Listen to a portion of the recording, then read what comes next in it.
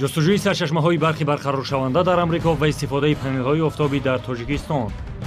Here 40 kilowatt, but at Zenekorodi 120 kilowatt. чаро шаҳрвандони Амрико талоши мустақил шудан аз хизматрасонии ширкатҳои барқиро доранд? We will profess the benefits of to anybody that we talk to. тиҷорати хурд ё кӯмак ба давлат. боду офтоб манбаи даромади бештари сокинон дар Калифорния. We are not producing electricity just for ourselves, it's producing it for the grid and we get that back at a discount.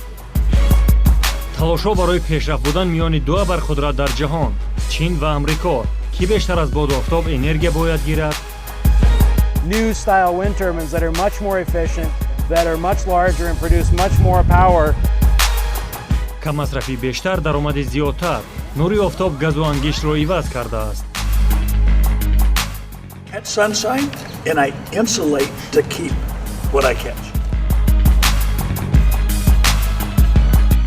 иқтидори энергияи сабз дар Тоҷикистон омӯхта шуду истифода аз он камтар аст. омили дастнорасӣ ба барқи алтернативӣ дар чист? Камии сармоя ё набудани технология? Maybe this cleaning, much more important, very cleaning, this energy.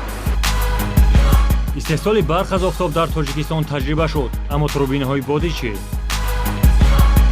Tajikistan would be a good country to build solar power. 10 панели офтобӣ бештар аз 10 киловатт-соат нерӯи барқ дар як рӯз, вале бо харҷи андаки сармоя.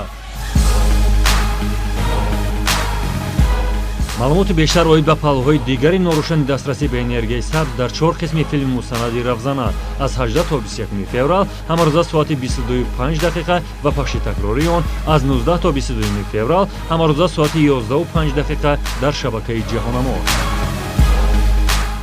«Равзана» нигоҳест ба таҷрибаю пешрафтҳо.